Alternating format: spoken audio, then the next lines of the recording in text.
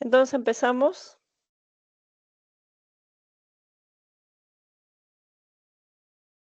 El tema correspondiente esta semana es hablar acerca de electromagnetismo.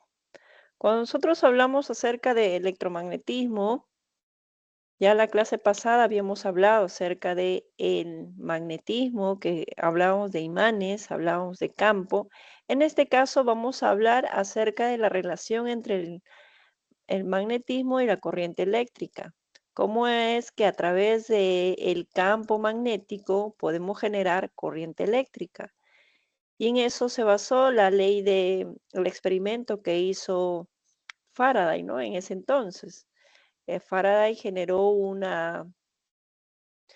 electroimán en el cual hacía circular una corriente eléctrica y cuando cercaba en este caso, un foco, el imán, el foco se prendía, ¿no?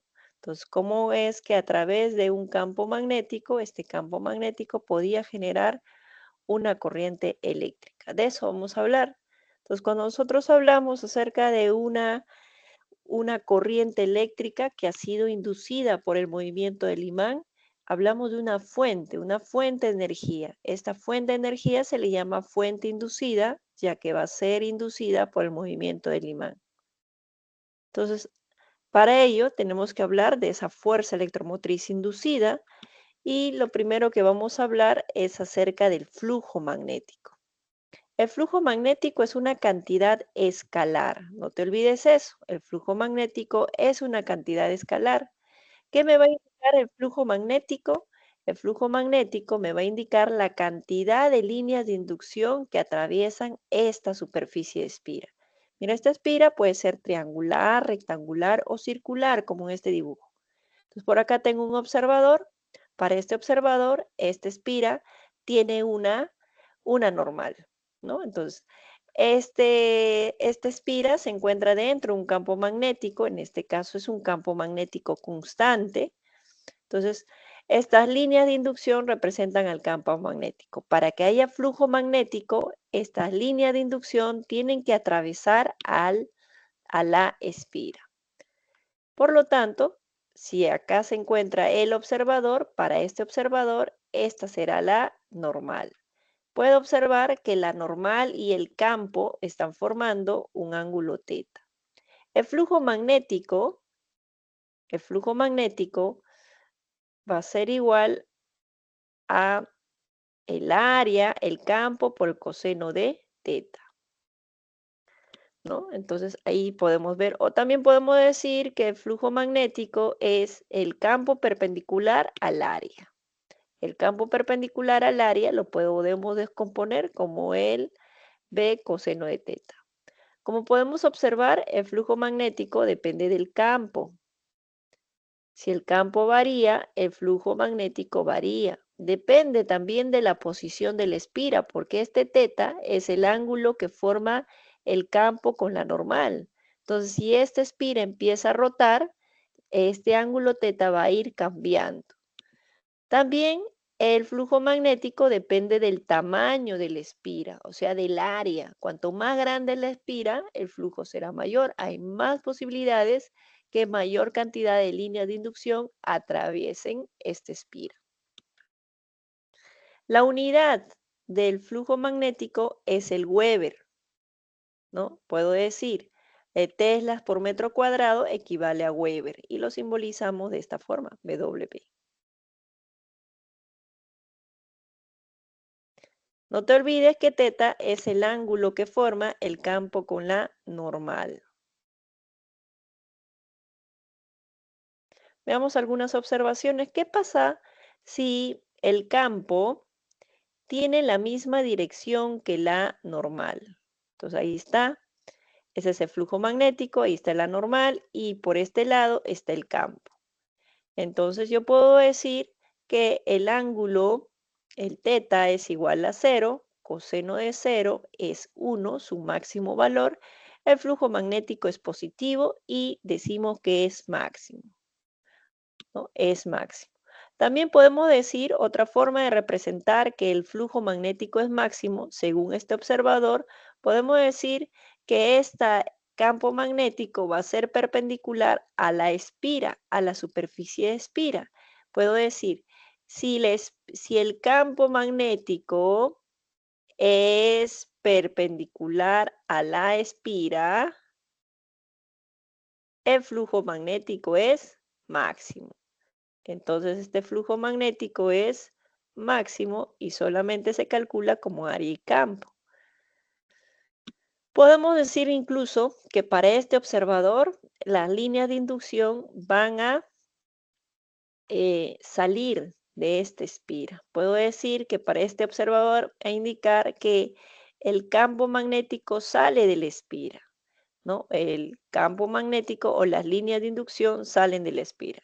El campo magnético sale de la espira. Entonces, cuando el campo magnético sale de la espira, puedo observar que este flujo magnético va a ser positivo. Y si es perpendicular, va a ser máximo. Como segunda observación, podemos indicar cuando el campo magnético es opuesto a la normal, o sea, están formando un ángulo de 180 grados, ¿no? El observador, mira, cambia de posición el observador, entonces cambia la dirección de la normal. La normal siempre está indicado por el observador. El ángulo entre ellos es un ángulo de 180. Y tú puedes decir, ¿cuánto es el coseno de 180 menos 1? Mira, ahí está, por eso. El flujo magnético, a pesar de ser una cantidad escalar, puede ser positiva, pero también puede ser negativa. ¿De qué va a depender? Va a depender de la normal y del campo. Como tercer caso,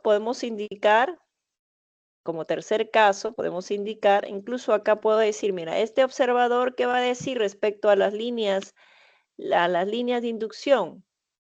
Acá van a decir que el campo magnético está entrando, pues no, el campo magnético entra a la espira, ¿no? Ya está, para este observador. Cuando el campo magnético entra en la espira, puedo observar que este flujo magnético va a ser negativo. Como tercer caso, tenemos que en este caso el campo magnético es perpendicular a la normal, o sea, el ángulo teta va a ser 90 grados y coseno de 90 es cero, es cero. Para el observador podemos indicar también que, mira, no hay ninguna línea de inducción que atraviesa a la espira, ¿no? ¿Cómo es la espira con el campo? Esta es la espira o la superficie. Para este observador va a decir que el campo magnético es paralela a la espira. Cuando el campo magnético es paralela a la espira, el flujo magnético es nulo. El flujo magnético es escalar, pero puede ser positiva, negativa o nula. Dependerá de el ángulo que forma el campo con la normal. Hasta ahí, chicos, ¿alguna pregunta? Vamos, los escucho, los leo. ¿Cómo vamos, chicos? ¿Alguna consulta? ¿Me escuchan? No hay ninguna consulta. Muy bien. Entonces podemos continuar. Entonces, hasta ahí estamos indicando que el flujo magnético es una cantidad escalar que puede ser positiva, negativa o nulo, dependerá del ángulo que forma el campo con la normal. Entonces, podemos revisar los dos primeros ejercicios de clase. ¿Sí? Revisamos los dos primeros ejercicios de clase para poder reforzar esta parte de la teoría.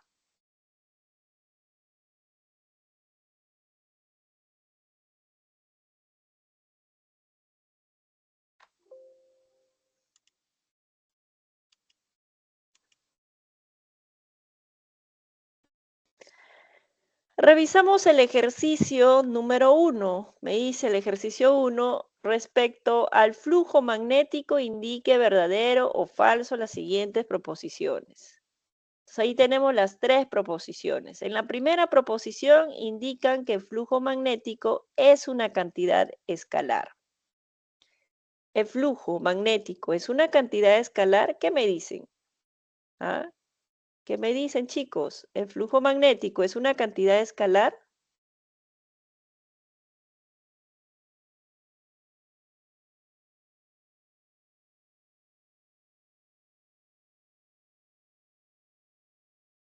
¿Por ahí hay alguno que se anima a contestar?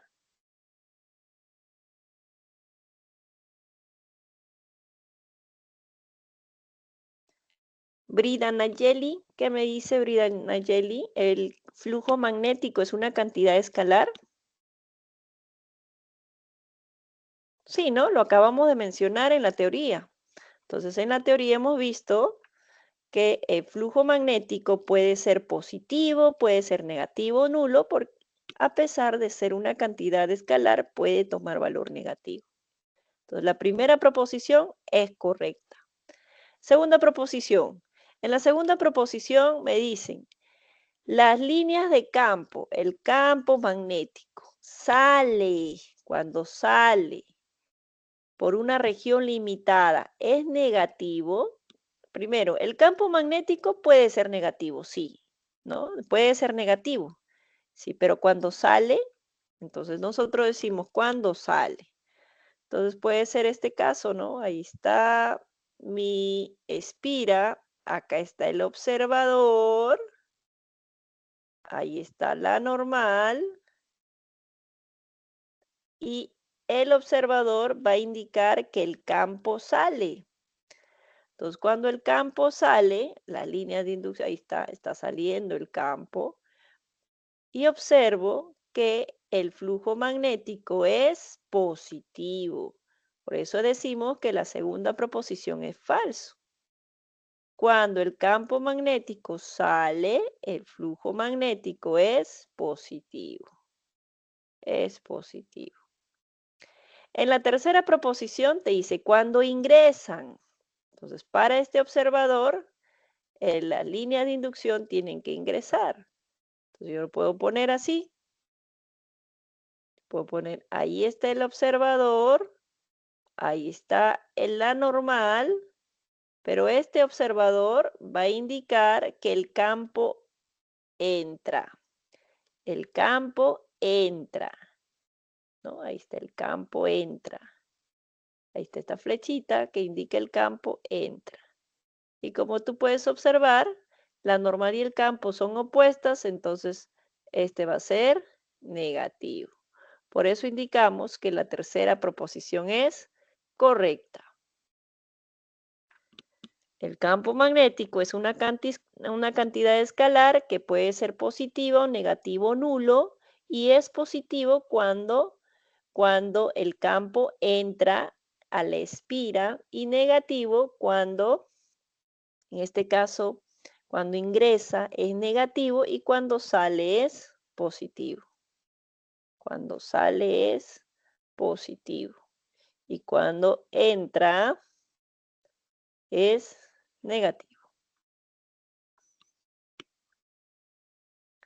Entonces tenemos la respuesta en la alternativa E.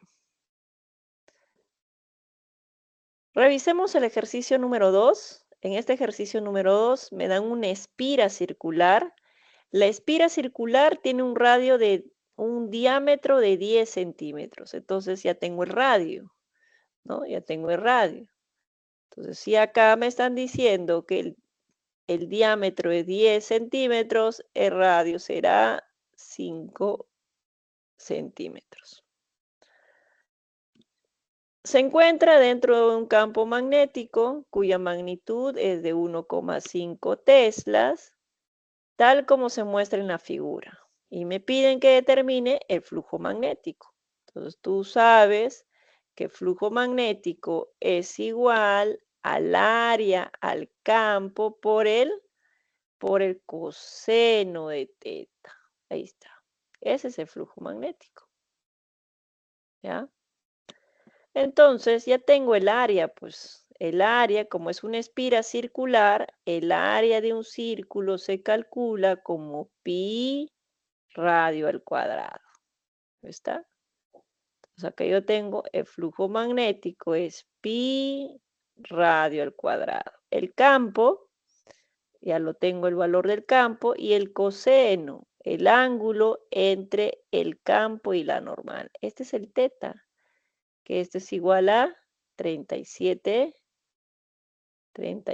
grados, ¿no? 37 grados. Reemplazamos nada más. Flujo magnético es igual a pi, el radio es 5 centi, hay que pasarlo a metros al cuadrado. El campo es 1,5 y el coseno de 37, ¿ah? El coseno de 37 es 4/5. Hacemos nuestros cálculos. Puedo simplificar por este lado. Quinta 1, quinta 0,3. Entonces, por este lado voy a tener pi, recuerda que es 3,14. Acá tengo 25 por 10 a la menos 4. 0,3 por 4 es 1,2. Y eso es igual a ¿cuánto, chicos? Me dicen. ¿Cuánto nos sale? Eso nos sale igual a...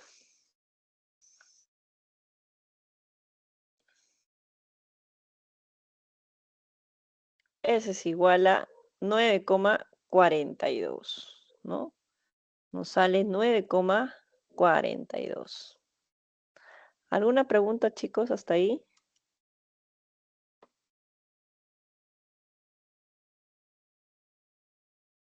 ¿Alguna pregunta? ¿Ninguna? Ok.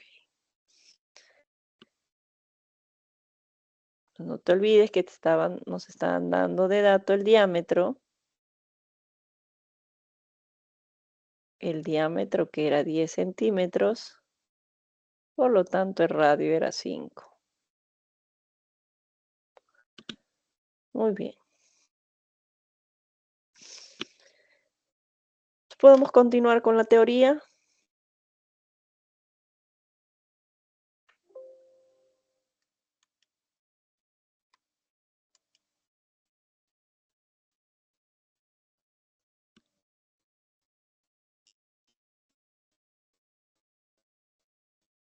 Entonces ahora vamos a ver el flujo magnético para una bobina que está formado por N espiras. Ahí está. Para que haya flujo magnético, a través de estas N espiras, el campo lo tiene que atravesar, ¿no? Ahí está. Entonces por ahí está una línea de inducción, otra, ahí hay 3, 4 y 5 líneas de inducción. Ese es el campo magnético. Entonces, si en un ejercicio te piden que determines el flujo magnético a través de 100 espiras, a través de n espiras, el flujo magnético podemos decir, para una espira, ¿cuántas líneas de inducción lo atraviesa? Lo atraviesa 5. Para la segunda, también 5. Para la tercera, 5. Para la enésima espira, también 5. Entonces, el flujo magnético es el mismo a través de estas n espiras. Por lo tanto, nosotros decimos que el flujo magnético a través de una espira es igual al flujo magnético a través de toda la bobina. Entonces, el flujo magnético no depende del número de espiras, solamente va a depender del campo y del área, del campo y del área.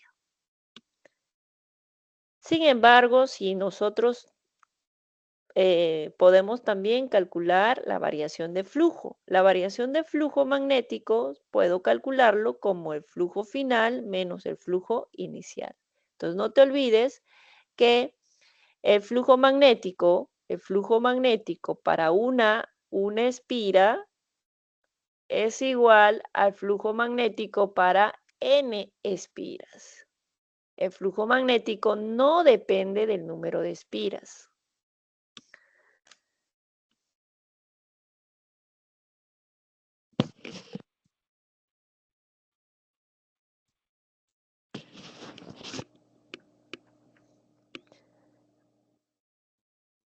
Por este lado tenemos la corriente eléctrica.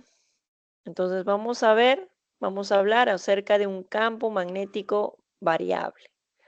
Recuerda que el flujo magnético está relacionado por las líneas de inducción. Y si las líneas de inducción cambian, el flujo magnético va a ser variable. Para ello yo tengo un imán. Ahí está mi imán. Tú sabes que de un imán del norte las líneas de inducción salen. Este es el campo exterior, sale. Las líneas de inducción salen y hay algunas líneas de inducción que atraviesan esta espira y habrán otras que no lo van a atravesar. Entonces, si acá estas líneas de inducción están atravesando esta espira, entonces se va a producir un flujo magnético. Hay un flujo magnético, ¿no? Entonces nosotros decimos que cuando el imán se acerca, va a haber una fuerza de repulsión. Existe una fuerza de repulsión. Entonces, si existe una fuerza de repulsión, la cara que observa este observador, esta cara de la moneda, podríamos decir, va a actuar como norte. Norte, norte, se repele. Fuerza de repulsión. Eso es para evitar que este imán se acerque demasiado. Entonces, este será el norte inducido, ¿no? Y la otra lado de la moneda, el otro lado de la espira, si por acá hubiera un segundo observador, mirará el sur de la espira, ¿no? De la espira. Entonces ahí podemos observar que el flujo magnético va a ir cambiando, ya que conforme se vaya acercando el imán, mayor cantidad de líneas de inducción atravesarán a la espira, ¿no? ¿Eso qué hace? Eso hace de que se genere un campo inducido, y si hay campo inducido, habrá una corriente inducida. De tal forma que si yo acerco un foco, el foco se va a prender sin la necesidad que esté conectado a ninguna fuente. Solamente va a ser inducido por este campo. Acá va a haber un campo inducido. Este campo inducido, que todavía no le estoy indicando la dirección, pero acá hay un campo inducido, va a generar ¿qué cosa? Va a generar que este foco se prenda, habrá acá una corriente inducida. Todo se ha generado debido a que este imán se ha movido, en este caso se ha acercado, ¿no? Entonces nosotros vemos que esta espira junto con el imán están actuando como si fuera una fuente de energía que genera esta corriente inducida. Conforme el imán se vaya acercando, el flujo magnético va a ir aumentando. Por este lado,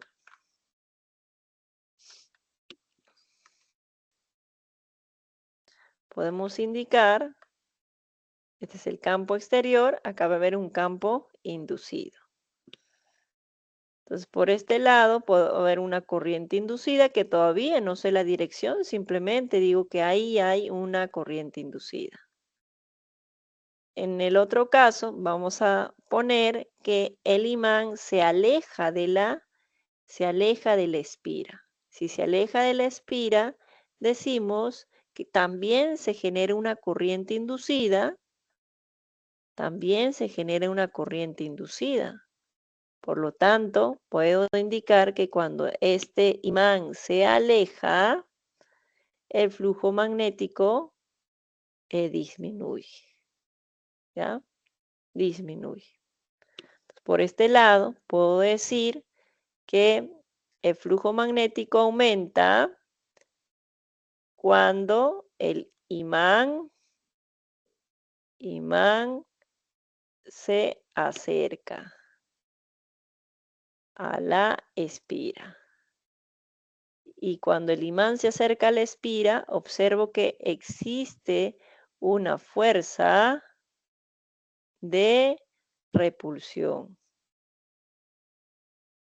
¿Qué más observo? Estoy observando que este campo exterior con el campo inducido, este es el campo exterior, y el campo inducido tienen direcciones opuestas. Dirección. Mientras que el flujo disminuye cuando si el imán se aleja.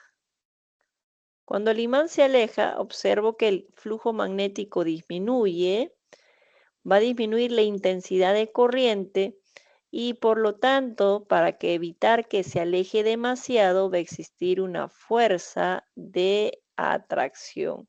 Fuerza de atracción entre el imán y la espira. Por eso, si este es el norte, este va a ser el sur. Este observador observará el sur inducido de la espira. Si tú tienes el norte y el sur inducido de la espira, puedes calcular también el campo magnético. Tú sabes que las líneas de inducción salen del norte, ¿no? Si este es el norte inducido, estas líneas de inducción tienen que salir. Puedo observar que la dirección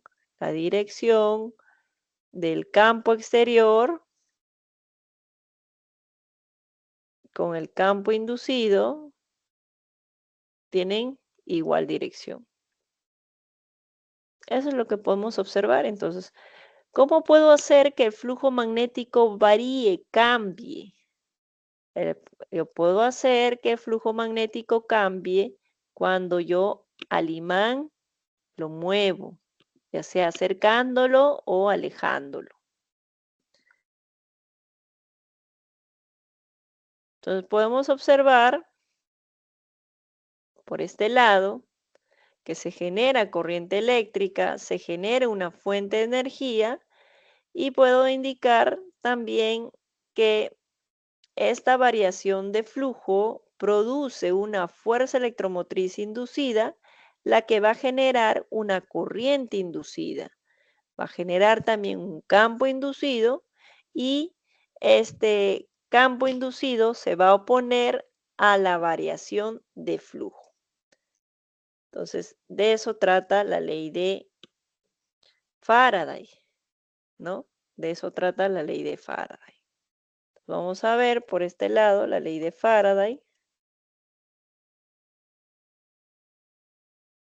La ley de Faraday, que me dice que una variación, el flujo magnético variable va a producir una fuerza electromotriz llamada inducida.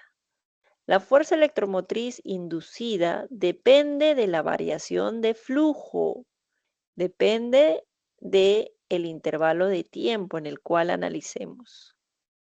La FEN, su unidad es el voltios, no te olvides. Veamos entonces, esto es para una espira. Para una espira. Pero si yo tengo n espiras que forman una bobina, nosotros decimos la fuerza electromotriz inducida queda multiplicada. La fuerza electromotriz inducida depende del número de espiras. Ahí está, una bobina con 4 espiras. Entonces la fuerza electromotriz se va a cuadruplicar, ¿no? Va a ser el cuádruple de la de una espira.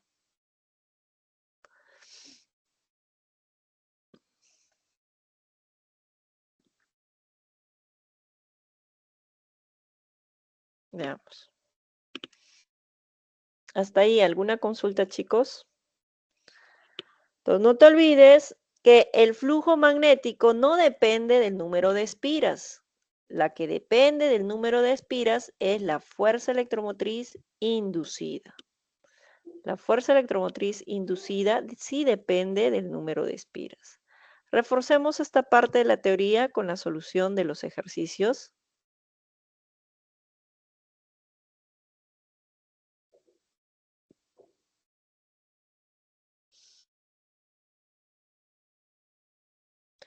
Revisemos el ejercicio número 3. En este ejercicio número 3 me hablan acerca de la fuerza electromotriz. Respecto a la fuerza electromotriz inducida, primera proposición. La fuerza electromotriz inducida depende del cambio del campo. Decimos, de acuerdo a la ley de Faraday, vemos que la fuerza electromotriz inducida depende de la variación de flujo. Depende de la variación de flujo. Y la variación de flujo depende del cambio del campo. ¿Ya? Entonces, pero directamente podemos decir que la fuerza electromotriz inducida depende de la variación de flujo. Podemos colocar entonces como falso. En la segunda proposición indica la fuerza electromotriz inducida aumenta cuanto más lento es el cambio. Recuerda que la fuerza electromotriz, esta fuerza electromotriz inducida, depende de la variación de flujo. Depende de la rapidez en la que cambia el flujo magnético. En este caso me dice, cuanto más lento es el cambio,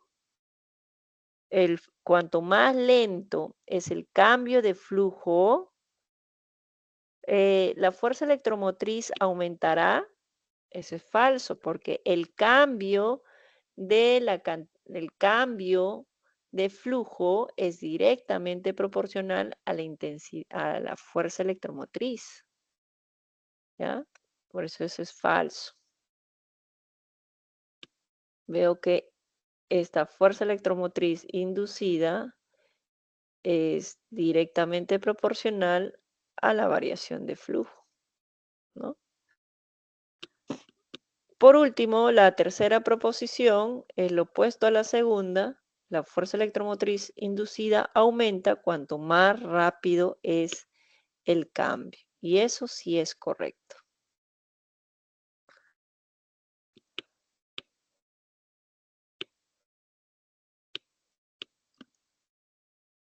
Revisemos el ejercicio número 4. Para este ejercicio número 4, me dicen sobre una bobina rectangular. Tengo una bobina rectangular que está formada por 50 espiras.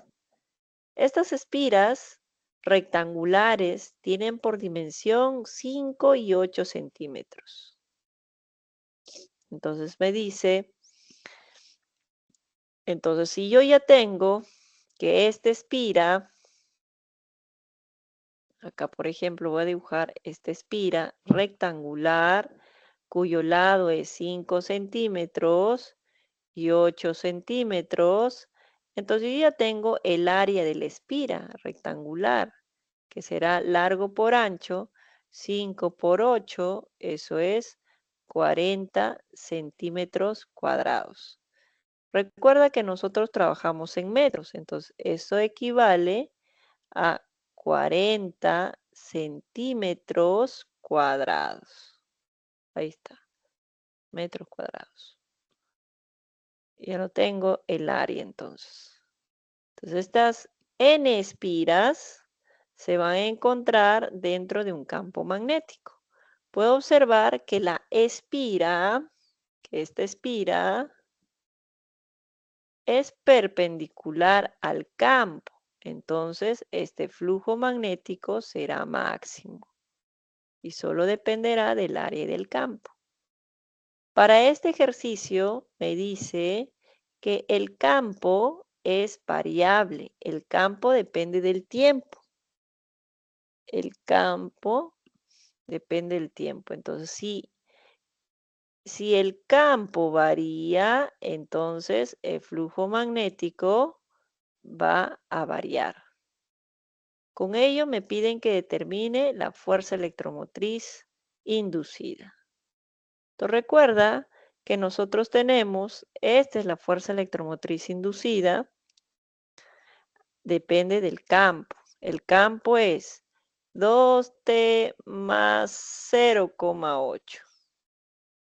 Entonces, para el intervalo de 0 a 4. Cuando para el instante 0, el campo inicial es 2 por 0 más 0,8, eso es igual a 0,8 teslas. Para un tiempo igual a 4 segundos, acá tenemos el campo final. 2 por 4 más 0,8. Entonces tengo el 8,8 teslas. Entonces acá estamos observando que en este intervalo de 4 segundos, el campo magnético ha variado. ¿En cuánto ha variado el campo magnético? El campo magnético ha variado en 0,8. 0,8, ¿no? 8. ¿Cuál es? Es 8, muy bien, es 8. Flujo campo es 8,8 menos 0,8, eso es 8. 8 teslas. ¿Ya está? Entonces ya puedo calcular para N, para 50 espiras, ya podemos calcular la fuerza electromotriz inducida. La fuerza electromotriz inducida depende de la variación de flujo, intervalo de tiempo. Esto de acá es variación de flujo, es área, variación de campo, intervalo de tiempo. Menos, acá es 50, el área es 40 por 10 a la menos 4. La variación del campo es 8 entre el intervalo que es 4.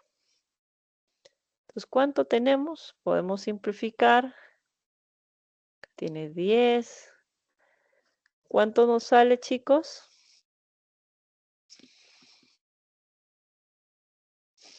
Eso será igual.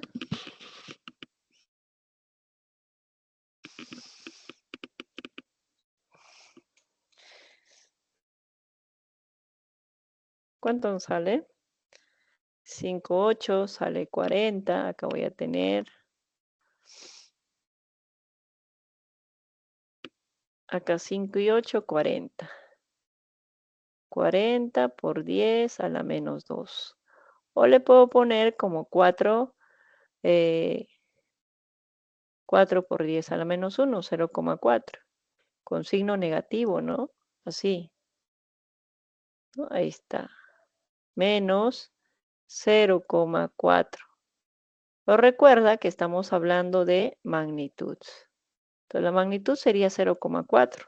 ¿Estaría bien? ¿Qué dicen ustedes? ¿Qué dicen? ¿Estaría bien? ¿Saldría 0,4? Vamos, chicos.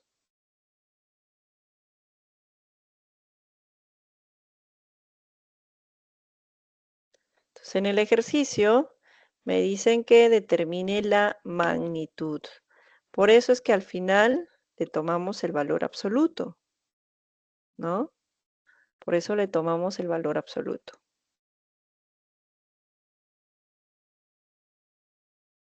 ¿Sí? Oh, muy bien, su unidad, ¿no? La unidad es el voltio. A mí en este ejercicio me piden la magnitud. La magnitud siempre es positiva. Muy bien. ¿Alguna consulta hasta ahí? ¿Hay alguna consulta, chicos? ¿Ninguna? ¿Se entendió en este ejercicio?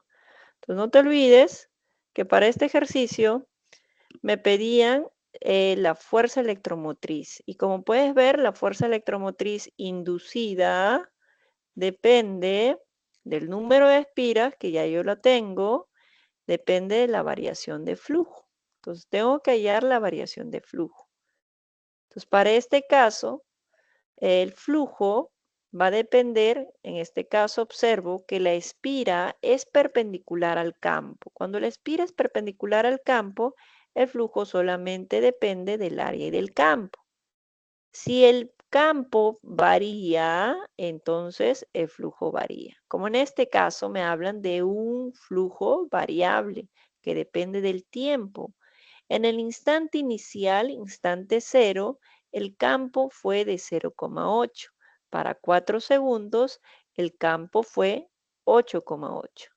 Entonces, este cambio de esta variación de campo de 8 teslas va a generar una variación de flujo.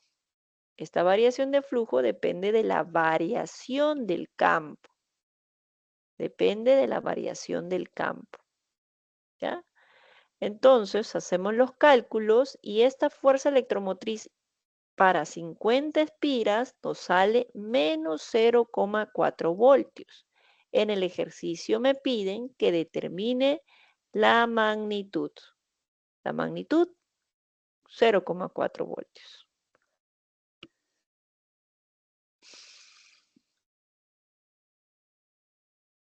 ¿Consultas hasta ahí, chicos? Los escucho.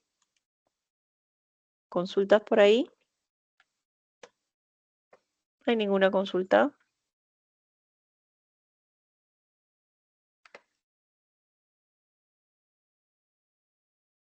Muy bien.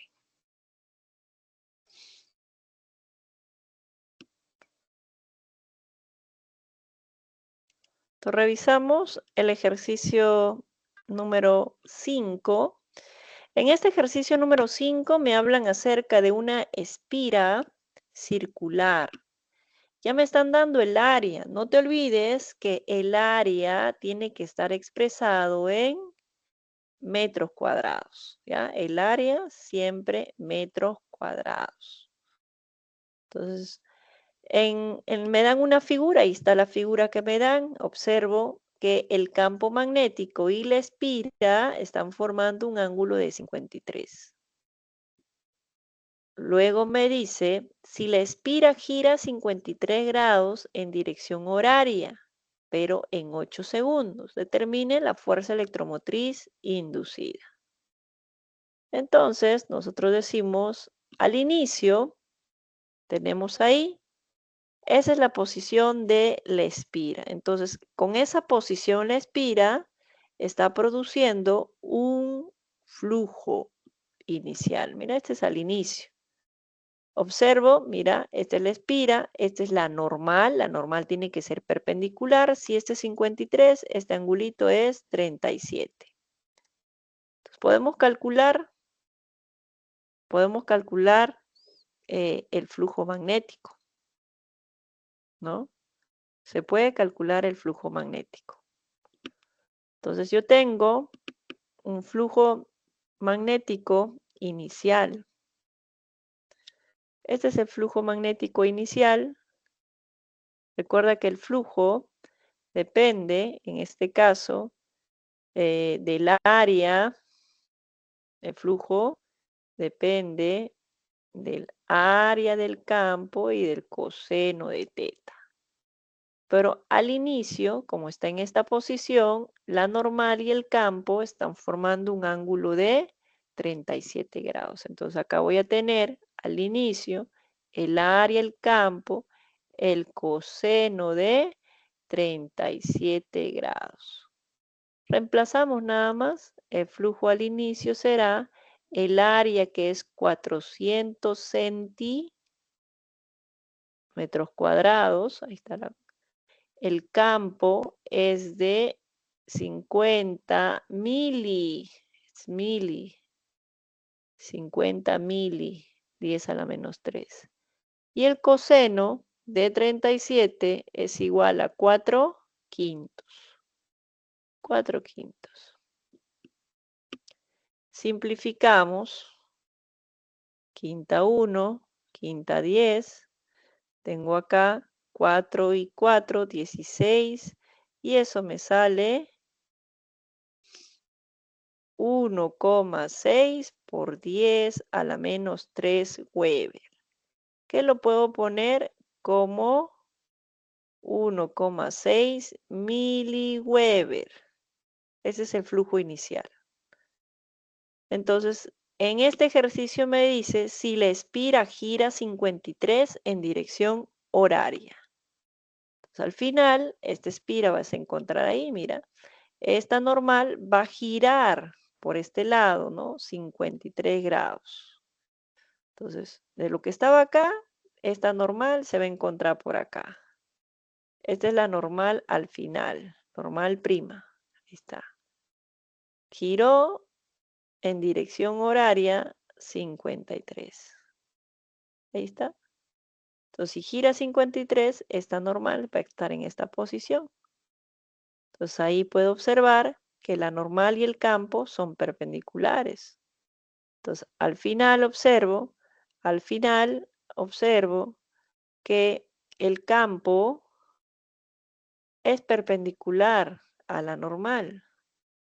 Entonces, en este caso, el flujo magnético final es nulo. O si quiere le ponemos la espira, es paralela, pues, ¿no? Al campo, si tú quieres, igual. Entonces, al final, el flujo magnético es nulo. Y todo eso se dio, este cambio de posición de la espira se dio en un intervalo de 8 segundos. Entonces, la fuerza electromotriz inducida para esta espira será la variación de flujo intervalo de tiempo. Es una espira, por eso no hay n. N es igual a 1, negativo acá. Menos flujo final, menos flujo inicial, intervalo de tiempo. Acá tengo flujo final 0 menos inicial, que es 1,6 miliweber entre 8. Menos y menos se va a hacer más. Tengo más. 1,6 entre 8, eso nos da igual a 0,2. Entonces acá yo tengo 0,2 milivoltios, porque esto estaba en mili. 0,2 milivoltios.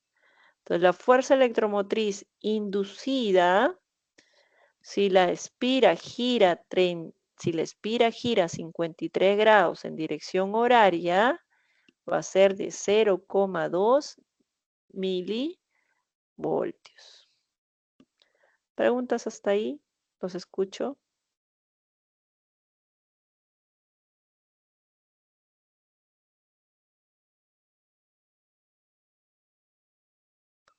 ¿No hay preguntas?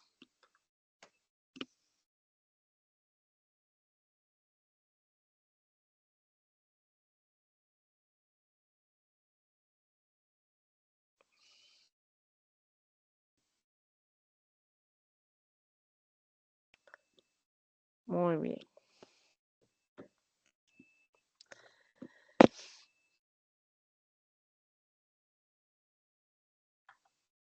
¿Consultas hasta ahí, chicos? ¿Cómo vamos? ¿Se entendió el ejercicio 5?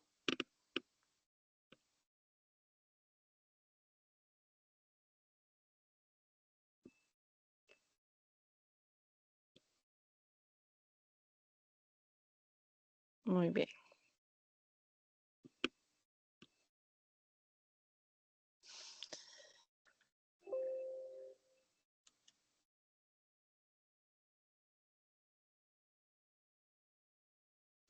Entonces, continuamos con la teoría. Continuamos con la teoría. Entonces, ahora vamos a hablar acerca de la dirección, ¿no? La dirección de la corriente inducida. Para hablar acerca de la dirección de la corriente inducida, vamos a hablar acerca de la ley de Lenz. La ley de Lenz nos sirve para determinar la dirección de la corriente inducida. Entonces recuerda, para eso, para que haya corriente eléctrica, debe haber una fuerza electromotriz inducida. Esta fuerza electromotriz inducida va a generar una corriente inducida. Porque lo podemos hacer así, mira, como en el ejercicio anterior, ¿no? Así. Habíamos dicho puedo poner así, por la ley de Ohm. ¿Qué nos dice la ley de Ohm? La ley de Ohm nos dice que el voltaje es igual a la intensidad por la resistencia. Eso nos dice la ley de Ohm. Sino que este voltaje es la fuerza electromotriz inducida, la magnitud. Esta fuerza electromotriz inducida lo que va a generar es una corriente inducida que va a circular por un conductor cuya resistencia es R. Entonces, ¿cómo determino la fuerza electromotriz inducida? Bueno, para determinar la fuerza electromotriz inducida, lo que nosotros hacemos es aplicar la variación de flujo, intervalo de tiempo. Eso es para una espira. Y si yo tengo n espiras, para n espiras, la magnitud de la fuerza electromotriz inducida será n por la variación de flujo sobre el intervalo de tiempo. Una vez que tú calcules la fuerza electromotriz inducida, puedes determinar la corriente inducida, ¿sí? Entonces, lo que nos faltaría ver acá es cómo determinamos esta fuerza electromotriz inducida. Ya lo hemos dicho, la fuerza electromotriz inducida depende de la variación de flujo en una espira. En una espira.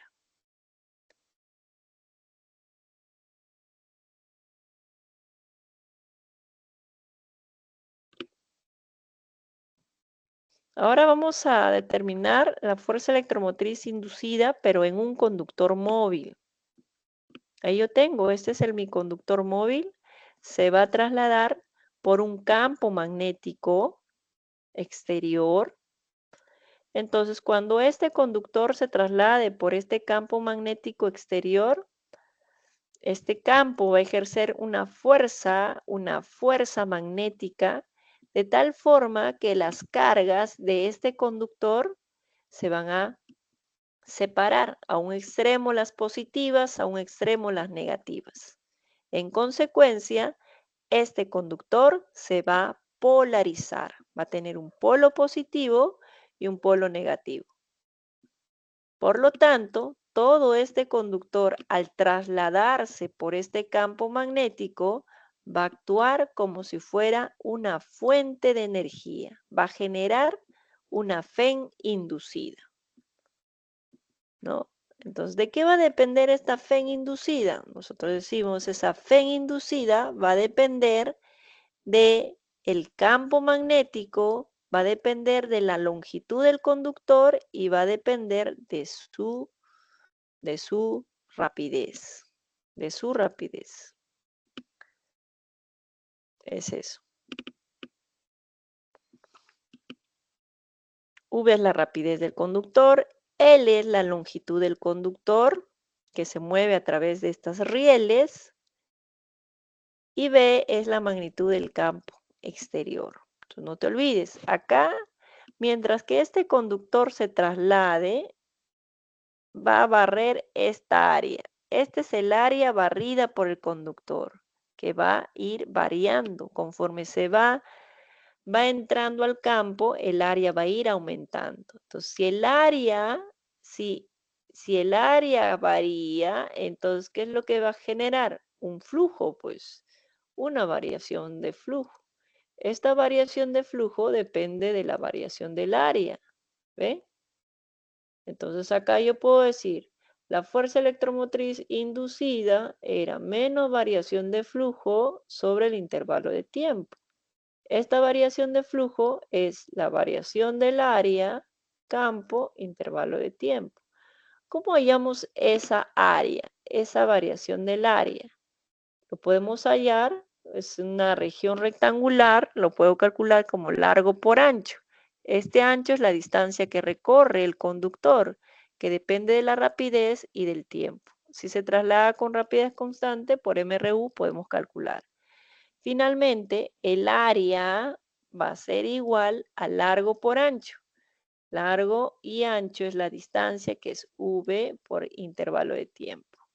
Por el campo entre intervalo de tiempo se cancela y finalmente tienes que la fuerza electromotriz para ese conductor depende de su longitud, de la rapidez y del campo. ¿Ahí está? Se puede deducir. ¿Ven?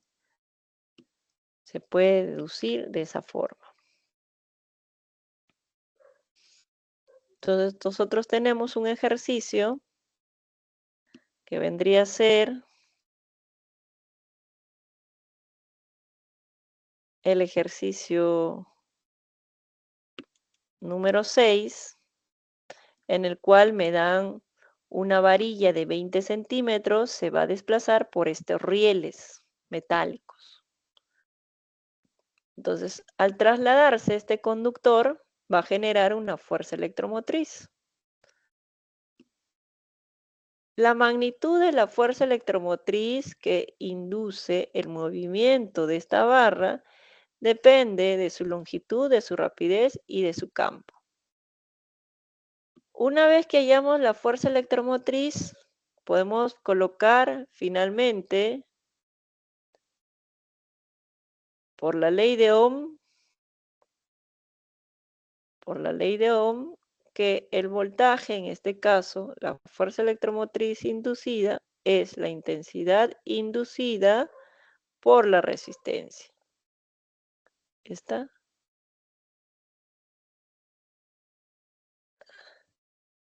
Esta fuerza electromotriz inducida será igual. La longitud del conductor, este conductor mide 20 centímetros. O sea, 20 centímetros es 0,2 metros. La rapidez del conductor es 5. El campo es 2. Ya tengo la fuerza electromotriz inducida, que eso va a ser igual a ¿cuánto? Ese es igual a 2, ¿no? Ese es igual a 2. Entonces, una vez que nosotros conocemos la fuerza electromotriz inducida, que sale 2 voltios, reemplazo acá 2, la intensidad inducida y la resistencia por dato del problema me dicen que es 200. Finalmente, la corriente inducida será igual a 0,01 amperes, lo que podríamos también colocarlo como 10 miliamperes. Esa es la intensidad inducida. ¿Sí? Entonces, a través de esta barra, al estar en movimiento, va a generar una corriente inducida. No sé si irá en dirección horaria o en dirección antihoraria. No sé si está circulando hacia acá o si estará circulando hacia abajo. No lo sé todavía. Pero lo importante es que sí, ya hemos determinado la intensidad de corriente que circula. Para determinar la dirección en la que circula la corriente eléctrica, bastaría en revisar la ley de Lenz. La ley de Lenz nos proporciona la dirección en la que circula ese conductor. ¿Ya? Entonces, no te olvides, no solamente las espiras a través de un campo generan un flujo magnético, generan una fuerza electromotriz inducida. También los conductores, al estar en movimiento dentro de un campo van a generar también una fuerza electromotriz inducida. Como vemos acá, depende del tamaño del conductor, de la rapidez y del campo. Acá ya no tiene nada que ver el coseno, ya que el campo y el área barrida, en este caso, son perpendiculares. Por eso la variación de flujo va a ser máxima.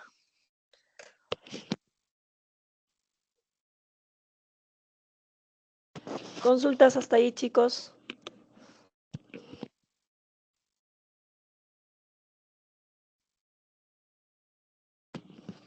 Muy bien. Entonces vamos a revisar la ley de Lenz, ¿ya? ¿Qué nos dice la ley de Lenz?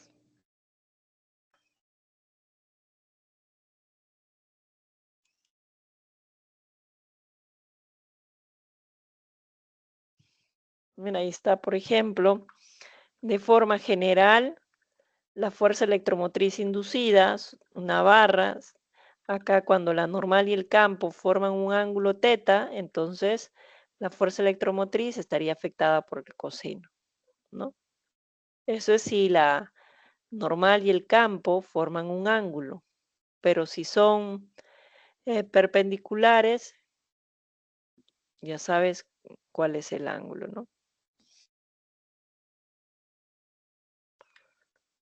Entonces vamos a revisar la ley de Lenz, ¿ya? Vamos a revisar la ley de Lenz. La ley de Lenz sirve para determinar la dirección de la corriente eléctrica.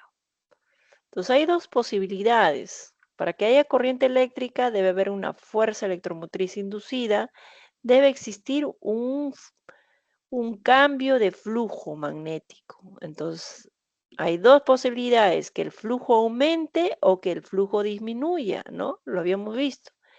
Esta variación de flujo, ¿quién la genera? Esta variación de flujo la genera el, el, el movimiento del imán, ¿no? Por ejemplo, acá yo puedo hablar, primer caso, que el flujo aumente. Entonces acá yo tengo que el flujo aumenta. Para que el flujo aumente, si yo tengo un imán, acá tengo una espira y por acá voy a tener un imán.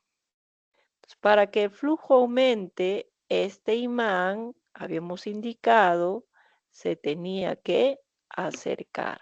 Si el flujo aumenta es porque el imán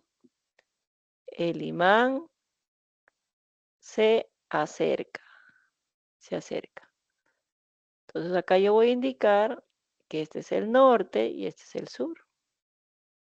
Habíamos indicado por la ley de Lenz, de Faraday también, cuando a medida que se acerca, el flujo aumenta. Aquí están las líneas, el campo exterior, este es el campo exterior. Entra a la espira, las líneas de inducción. Hay otras líneas que no entran, pero a medida que se va acercando a la espira, el flujo va aumentando, ya que aumenta el número de líneas de inducción dentro de la espira. Para evitar que se acerque demasiado entre el imán y la espira, tenía que haber una fuerza de repulsión, Por lo tanto, si acá yo digo que el norte se está acercando a la espira, entonces polos iguales se repelen. Si este es el norte, si acá yo tengo un observador, el observador lo que va a ver es el norte inducido en la espira. Este es el norte inducido. Y si ese es el norte inducido, aplico las líneas de inducción, salen del norte. Este es el campo inducido. Recuerda que las líneas de inducción salen del norte. Observo que la dirección del campo exterior con la dirección del campo inducido son opuestos. Si el campo exterior es abajo, el inducido hacia arriba. Si el campo exterior es entrante, el inducido será saliente. Luego, una vez que tú determines la dirección del campo inducido, aplicas la regla de la mano derecha. La mano derecha. Entonces está tu pulgar, los otros 4 dedos doblados. ¿Te acuerdas? El pulgar te indicaba para una espira, el pulgar te indica campo y los otros dedos flexionados indicarán la dirección de la corriente inducida. Ahí está. Y este observador me indicará si es dirección horaria o antihoraria, dependiendo de su posición. ¿Ya? Es eso. El segundo caso, en el segundo caso, vamos a ver si el flujo, si el flujo magnético disminuye. Para que el flujo magnético disminuya, la espira y el imán deben estar más distanciados. O sea, el imán se debe alejar de la espira. Entonces acá, cuando el imán se aleja de la espira, el flujo disminuye, ¿no? El imán se aleja. El imán se aleja. Entonces, cuando el imán se aleja de la espira, decimos así. Primero dibujo el campo exterior. Recuerda que el campo sale, las líneas de inducción salen del norte. A medida que se vaya alejando, menos líneas entrarán, pues.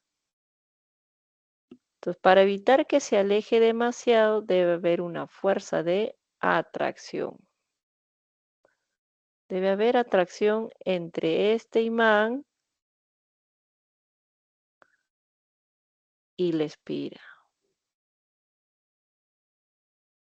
Entonces, si por este lado se encuentra un observador, este observador mirará. Para que haya atracción, debe ser polos diferentes. Si este es norte, este será el sur inducido. Tú sabes que la línea de inducción salen del norte, pero entran al sur. Entonces acá estará el campo inducido. Puedes observar que la dirección del campo exterior y el inducido son iguales. El campo exterior hacia abajo, inducido hacia abajo. Entrante, este también entrante. Aplicas la regla de la mano derecha, pulgar hacia abajo,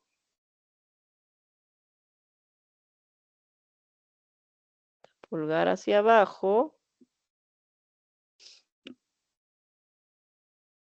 y ya puedes indicar la dirección de la corriente, ¿no? Pulgar hacia abajo. Campo magnético inducido, esta es la mano derecha, y las líneas de inducción irán en esta dirección. Ya tengo la dirección de la corriente inducida. Así determinamos la dirección. Entonces, para saber la dirección de la corriente, se necesita saber la dirección del campo inducido. El campo exterior y el campo inducido tienen la misma dirección si el flujo disminuye y tendrán direcciones opuestas si el flujo aumenta. ¿Y cuándo el flujo aumenta? Cuando el imán se acerca o cuando el área aumenta. Pues, si el área aumenta, el flujo aumenta. O si el campo aumenta, el flujo aumenta. También el flujo disminuye cuando el imán se aleja o cuando el área disminuye. El área en contacto con el campo disminuye. Entonces, teníamos el ejercicio, el último ejercicio que revisamos. El último ejercicio que revisamos. Este lado está este ejercicio.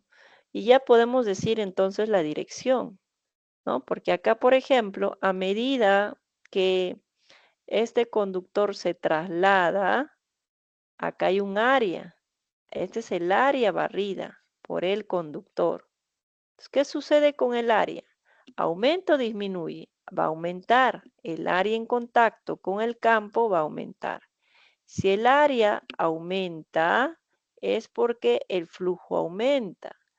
Y cuando el flujo aumenta, hemos dicho que el campo exterior con el campo inducido son diferentes en dirección. Si el campo exterior es entrante, el inducido será saliente. Entonces acá hay un campo inducido. Este campo inducido es saliente. Aplico la regla de la mano derecha, donde el pulgar me indicará que sale de la pantalla y los dedos girarán en esta dirección. Esta es la dirección de la corriente inducida. La corriente sube por el conductor. Ya tengo la dirección. ¿Consultas hasta ahí, chicos?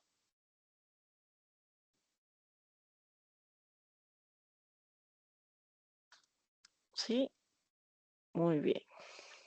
No hay consultas entonces. Entonces no te olvides. Aplicamos la ley de Lenz. Ahí está la ley de Lenz.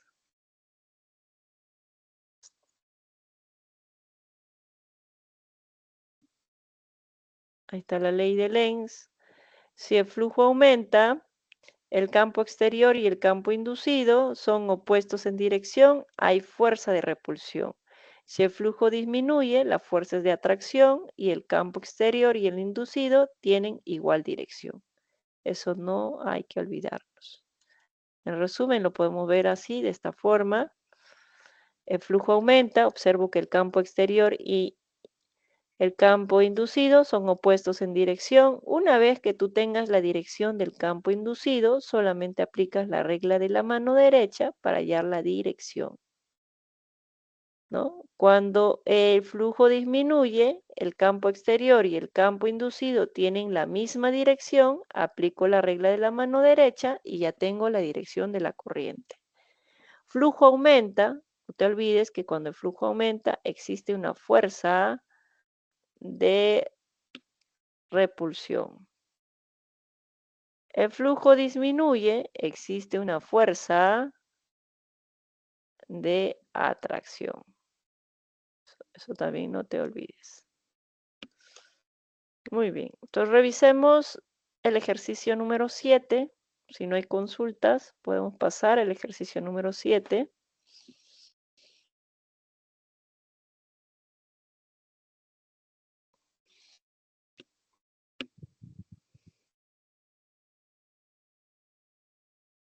Este es el ejercicio número 7. Me dan un imán, ¿no? Me dan un imán y me dicen que indique verdadero o falso. Entonces, ¿qué observo? Ahí está el observador. Este observador observa que la dirección del campo exterior. Esta es la dirección del campo exterior. Este es el campo exterior. Esta es la dirección del campo exterior. Entonces, la primera proposición dice que el imán se mueve a la derecha. El imán se mueve a la derecha. Este imán se mueve a la derecha. Si se mueve el imán a la espira, entonces yo puedo decir que el flujo, el imán se está acercando a la espira. Entonces tú sabes cuando el imán se acerca a la espira, sé que el flujo va a aumentar, sé que existe una fuerza de repulsión y también sé por la teoría que la dirección del campo exterior y el inducido deben ser opuestos. Entonces, si el campo exterior, este es el campo exterior, es hacia la derecha, el inducido debe ser a la izquierda. Entonces, este es el campo inducido. Entonces, si yo tengo este observador, ¿qué dirección tendrá la corriente? Aplicas tu regla de la mano derecha, pulgar apunta a la izquierda y tus dedos van a girar en esta dirección.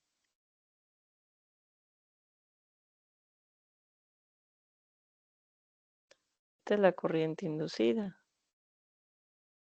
Entonces, para este observador dirá que es dirección.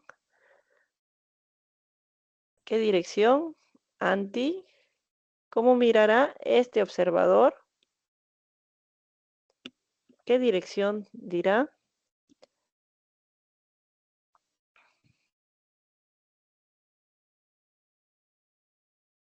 Dirá que es horaria, ¿no? Horaria. Para este observador, la corriente inducida es horaria. En la segunda proposición te dice, si se mueve a la derecha también, la corriente es antihoraria, eso es falso, porque es lo opuesto a la 1. En la 3 me dicen que este imán se va a mover a la izquierda. O sea, si este imán se mueve a la izquierda, o sea, el imán se va a alejar, se aleja de la espira. Tú sabes que cuando se aleja de la espira, el flujo disminuye. ¿Y qué implica que el flujo disminuya? Que existe una fuerza de atracción, que el campo exterior tenga la misma dirección que el campo inducido. Esta es la dirección del campo exterior. Entonces, el inducido también será a la derecha. Entonces, para este observador, ¿qué dirá?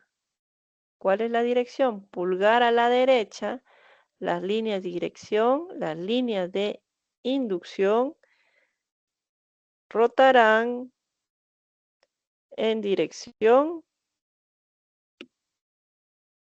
antihoraria, ¿no? Antihoraria. Este es para este observador. Entonces, tu pulgar, apuntas tus ojos a tus ojos y los dedos giran en dirección antihoraria. Antihoraria para este observador.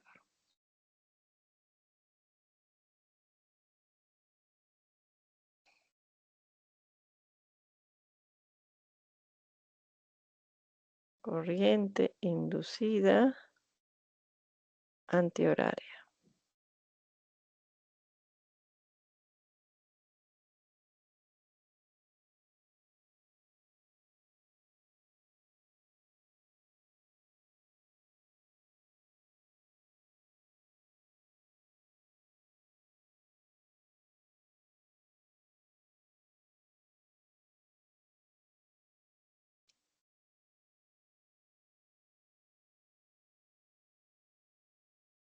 ¿Consultas hasta ahí, chicos? No los escucho.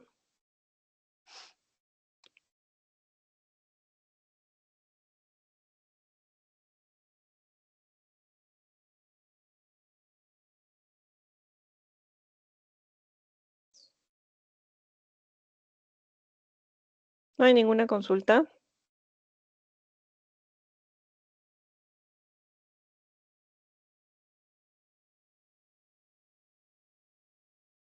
Ok, entonces continuamos.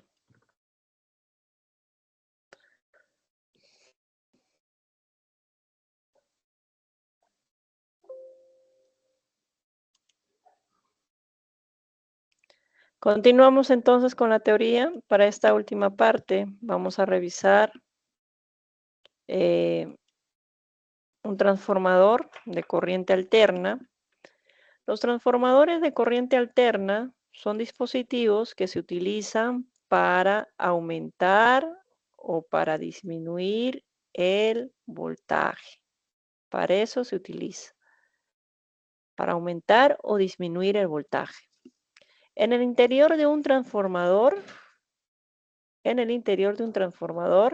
tenemos una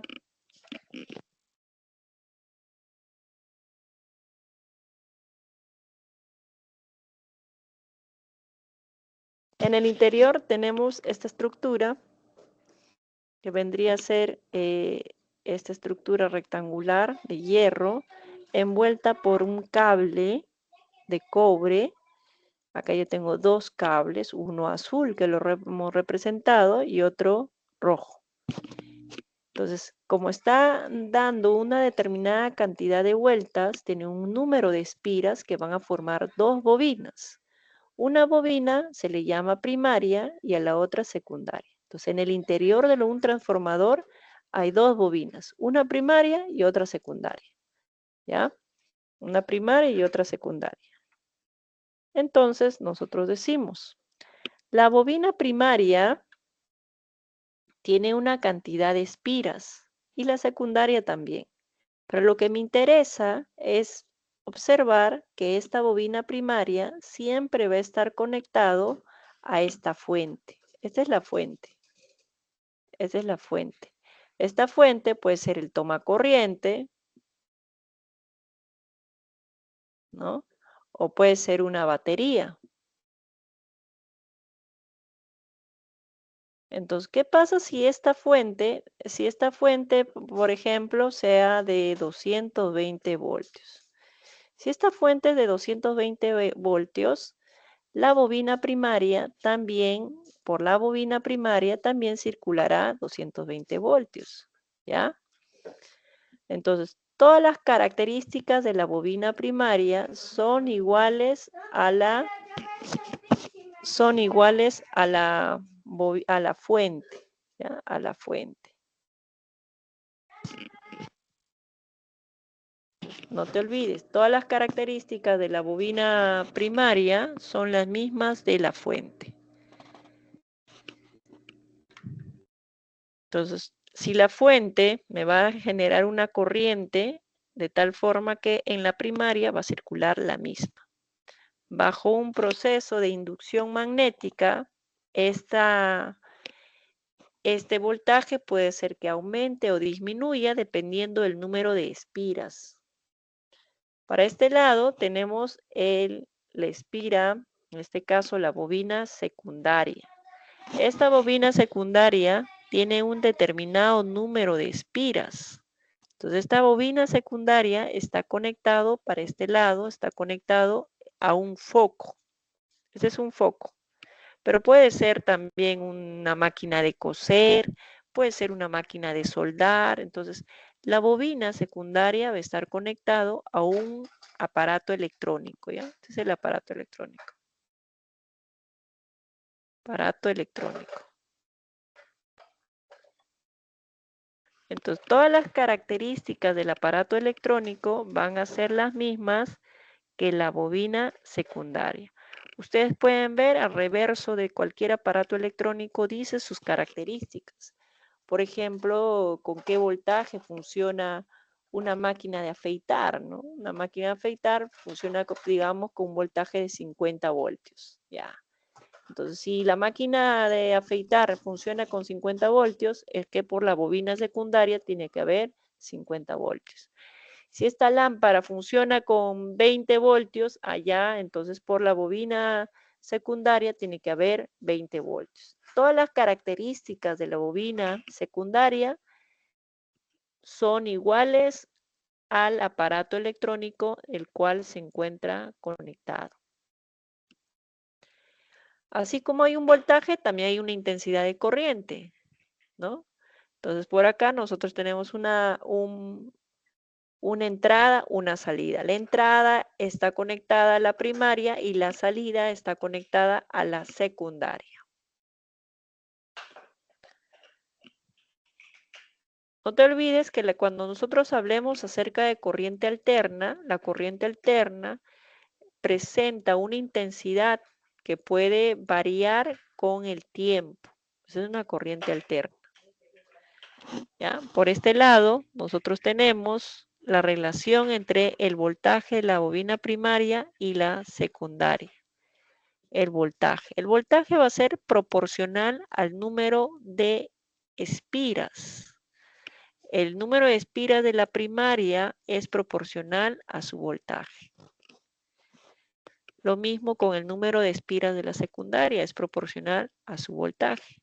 También podemos indicar que el número de espiras de la primaria y la secundaria lo podemos relacionar así. De acá lo podemos colocar. ¿Ya? Lo podemos colocar así. Número de espiras primarias es a la secundaria, así también como el voltaje de la primaria es al voltaje de la secundaria. Si nosotros hablamos acerca de la potencia eléctrica puede igualarse. Te dice así, la potencia dentro de este transformador va a ser constante. Va a ser igual la potencia de entrada con la potencia de salida. La potencia de entrada va a ser igual a la potencia de salida. Y bien, recordemos que la potencia depende de la intensidad y del voltaje. Entonces, si estamos hablando de entrada, será intensidad de la primaria y voltaje de la primaria. Si estamos hablando de la salida, hablamos de la intensidad de la secundaria con el voltaje de la secundaria. Podemos despejar de acá y podemos encontrar la relación entre el voltaje, ¿no? El voltaje de la primaria y el voltaje de la secundaria son inversamente proporcionales a sus intensidades. Finalmente, podemos indicar que el número de espiras es importante para aumentar o disminuir el voltaje. Por ejemplo, si en la bobina secundaria hay más espiras, el transformador se va a utilizar para aumentar el voltaje. Si yo quiero disminuir el voltaje, en la bobina primaria tiene que haber mayor cantidad de espiras. Para disminuir el voltaje, en la bobina primaria tiene que haber mayor cantidad de espiras.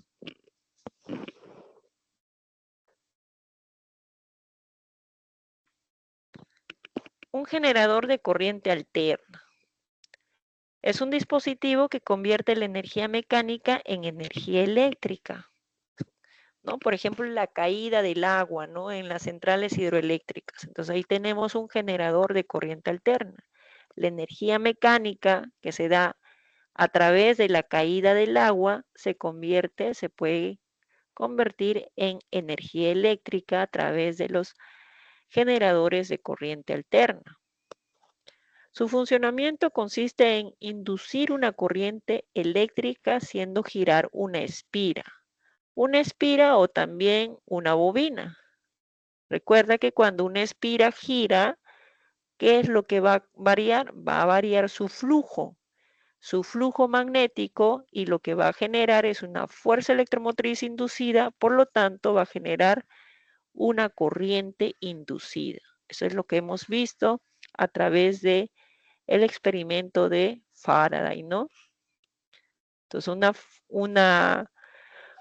un flujo variable genera una FEN inducida.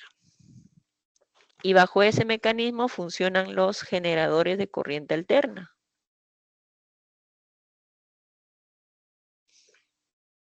Tenemos ahí la dirección del campo. No te olvides la dirección del campo. En el caso del imán, las líneas de inducción salen del norte y entran al sur.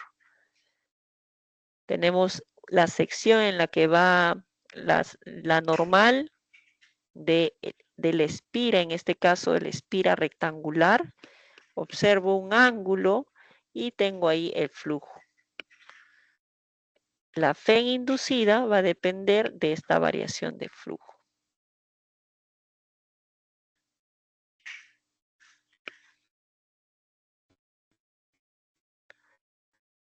Tenemos ahí el ángulo, puede ir cambiando dependiendo de la rotación del espira. Conforme va rotando, el ángulo va cambiando y podemos encontrar la FEN inicial, ¿no? Dependiendo a los ángulos. Tenemos una FEN inducida máxima cuando el ángulo va a ser igual a ¿cuánto? Cuando es paralela a la espira, ¿no?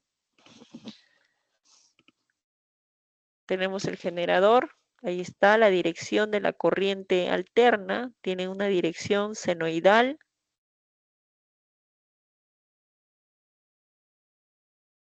La FEN a través en función de los ángulos formados entre la espira y, en este caso, el campo magnético y su normal. ¿Qué función tiene? Una función periódica.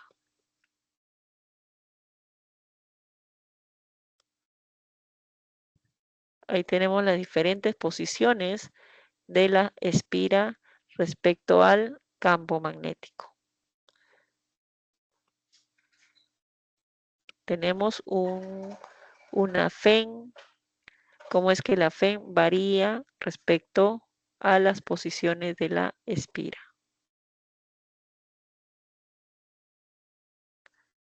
Esta variación se da de forma periódica respecto al tiempo y se le llama corriente alterna.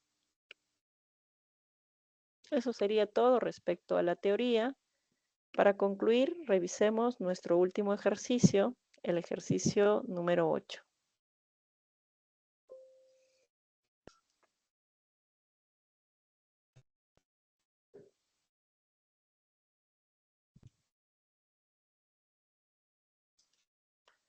En el ejercicio número 8 me hablan acerca de un transformador ideal. Te dice, indique verdadero o falso. La primera proposición habla respecto a la potencia. Un transformador de potencia trabaja con corriente alterna. Eso lo vimos en la teoría, ¿no? Revisamos ahí la teoría. Hemos hablado acerca de los transformadores de corriente alterna. Los transformadores trabajan con corriente alterna. Eso es correcto. Entonces, la primera proposición es correcta. Los transformadores trabajan con corriente alterna. Y eso se da debido a la inducción magnética. En la segunda proposición nos hablan acerca de los transformadores. ¿Para qué sirven los transformadores? Recordemos que los transformadores, ¿qué nos proporcionan los transformadores? Los transformadores se utilizan para aumentar o disminuir el voltaje. Entonces, decimos que la segunda proposición sería falso. Además, te está diciendo que los transformadores sirven para cambiar la potencia. Y en la teoría vimos que en el caso de los transformadores me indican que la potencia tanto de entrada como salida es igual. O sea, la potencia de un transformador no cambia. Los transformadores no hacen que la potencia eléctrica cambie, por eso indicamos que la segunda proposición es incorrecta. Los transformadores no cambian la potencia. Los transformadores lo que cambian es el voltaje, ya sea aumentando, ya sea disminuyendo. Finalmente, la tercera proposición me dice, si el número de vueltas de la primaria, o sea, tengo un transformador y como dato me están indicando que el número de espiras primarias es de 2200 vueltas y que en la secundaria hay de 100 vueltas. Entonces tú ya sabes que cuando hay más espiras en la primaria, lo que va a hacer este transformador es disminuir el voltaje. ¿Cuánto lo va a disminuir? Vamos a ver. Entonces me dice, si en la primaria hay 220 vueltas y en la secundaria hay 100, se puede obtener en la 10 voltios en la secundaria cuando en la primaria haya 220. O sea, te dice, si el voltaje en la primaria es 220 voltios, se puede obtener en la secundaria 10 voltios. ¿Qué dicen? Entonces nosotros simplemente para la tercera proposición aplicamos la relación de el número de espiras, ¿no? El número de espiras es proporcional a su voltaje. Entonces, aplicamos esa relación y vemos si es correcto o no esa proposición.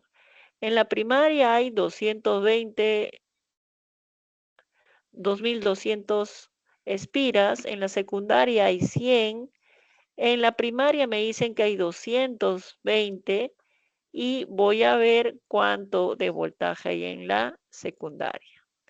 Podemos simplificar por este lado, simplificamos, por acá me va a quedar 10, por acá 1, se elimina por este lado y tenemos que en la bobina secundaria el voltaje será de 10 voltios. 10 voltios. Con eso concluimos que la tercera proposición es verdadera. Hasta ahí, chicos, les pregunto, ¿hay alguna consulta por ahí?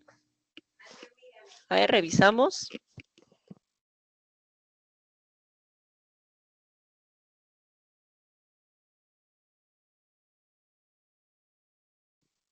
Consultas, chicos, todavía tenemos tiempo. ¿Hay algún ejercicio que se requiera repetir por ahí?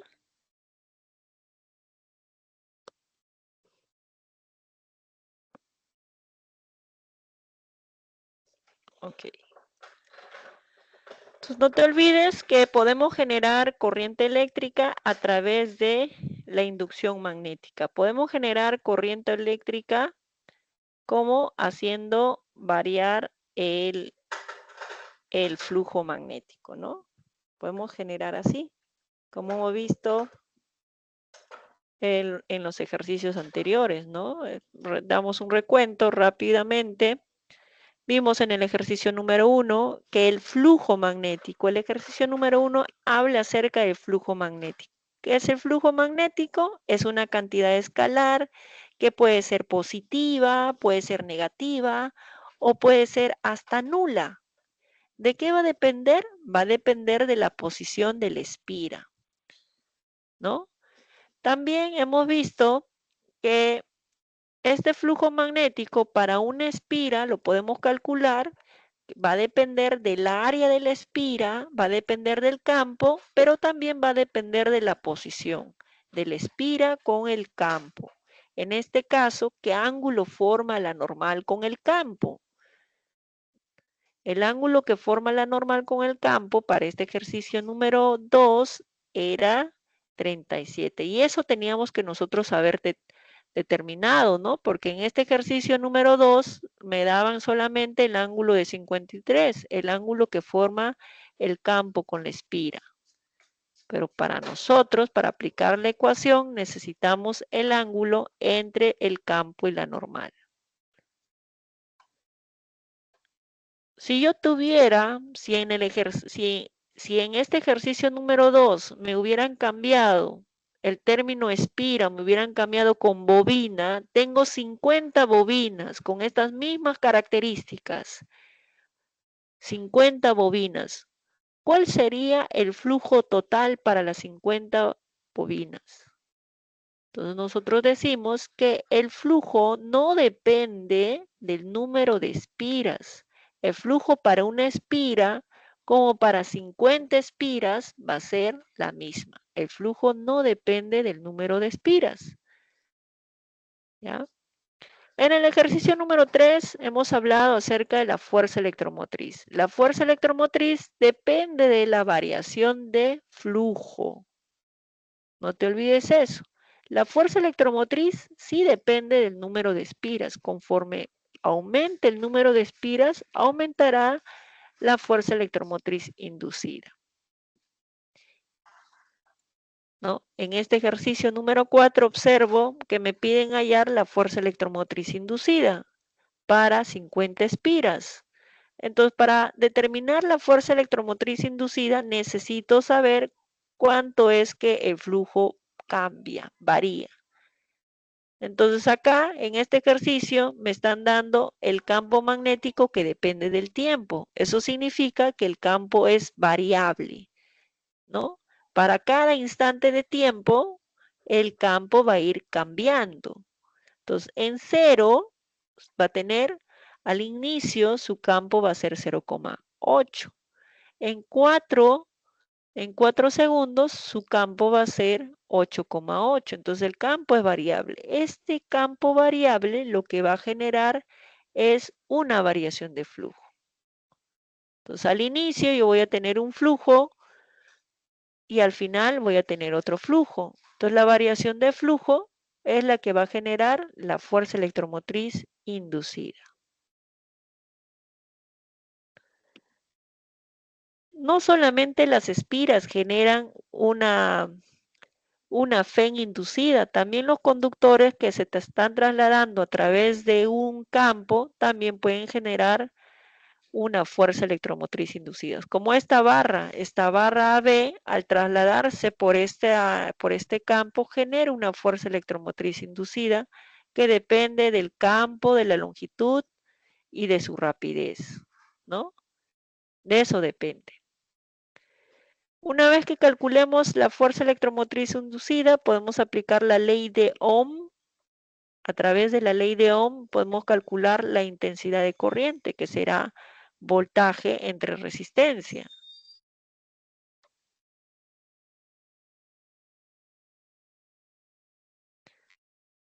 Para el ejercicio número 5 vimos que si nosotros hacemos rotar la bobina, en este caso si nosotros hacemos rotar la espira, cuando una espira rota también el flujo cambia, ¿no? Acá teníamos al inicio que el campo con la espira formaban 53 grados y si yo hago que la espira gire 53 grados en dirección horaria, va a cambiar de posición.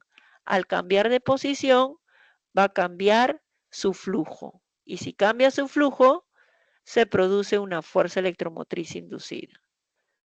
Entonces, acá observo, por ejemplo, al inicio, que la espira con el campo forman 53 grados.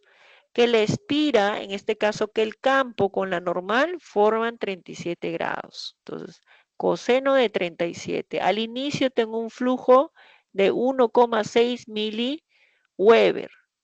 Pero cuando esta espira gira 53 grados, va a encontrarse en esta posición. En esta posición final, la normal y el campo son perpendiculares. Coseno 90 es 0. Por eso es que el flujo al final es 0. Ya tengo la variación. El flujo ha variado de 1,6 a 0. El flujo ha cambiado, ha variado. Y esa variación se da en 8 segundos. Por lo tanto, se genera una fuerza electromotriz de 0,2. Para el ejercicio número 7, teníamos que indicar la dirección de la corriente, si es horario o antihorario. Para eso, nosotros tenemos que fijarnos si el flujo aumenta o disminuye, porque recuerda que cuando el flujo aumenta, el campo exterior y el campo inducido tienen direcciones opuestas. Entonces, de eso nos tenemos que fijar.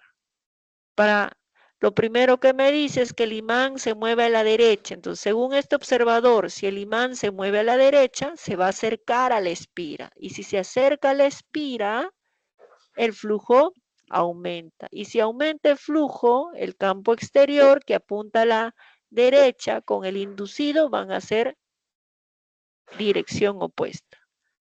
Ya tienen la dirección del inducido, del campo inducido, que es a la izquierda. Entonces aplicas la regla de la mano derecha y ya tienes la dirección de la corriente. Respecto, claro está, no de ti, sino de este observador. Acá te han colocado un observador.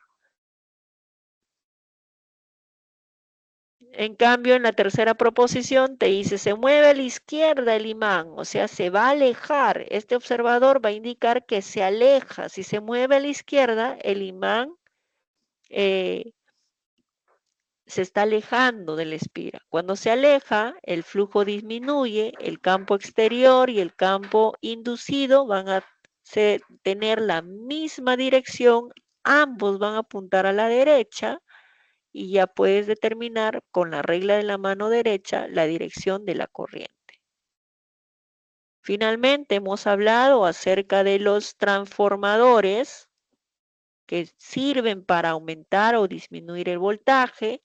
Los transformadores no hacen que la potencia eléctrica cambie, al contrario, hacen que se mantenga constante. El número de líneas, el número de espiras, tanto en la bobina primaria y secundaria, es importante. El número de espiras va a depender si ese transformador se utiliza para aumentar o disminuir el voltaje. Si el número de espiras en la primaria es mayor, como vimos acá en la tercera proposición, si el número de espiras en la primaria es mayor que la secundaria, ese transformador lo que va a hacer es disminuir el voltaje. Entonces, de un voltaje doméstico de 220 voltios, va a disminuirlo a 10. Eso se da porque en la primaria hay mayor cantidad de espiras. Finalmente, tenemos acá las proposiciones en los ejercicios propuestos, las alternativas para que ustedes vayan practicando, ¿no? Y tenemos acá los 7 ejercicios. No se olviden de, si tienen alguna consulta, ingresar a las consultas académicas. Ahí hay un profesor que puede resolver sus consultas, o si no, me lo hacen saber la próxima semana, ¿no? Ya sé que ustedes están concentrados para su examen del domingo, ¿no? Entonces, consulten, ¿tienen alguna duda? Entren a las consultas académicas. Pueden encender su micrófono, tomarle foto a un ejercicio que tienen dudas y le muestran al profesor para que les ayude a resolverlos. Cuídense mucho, chicos. Nos vemos la próxima semana.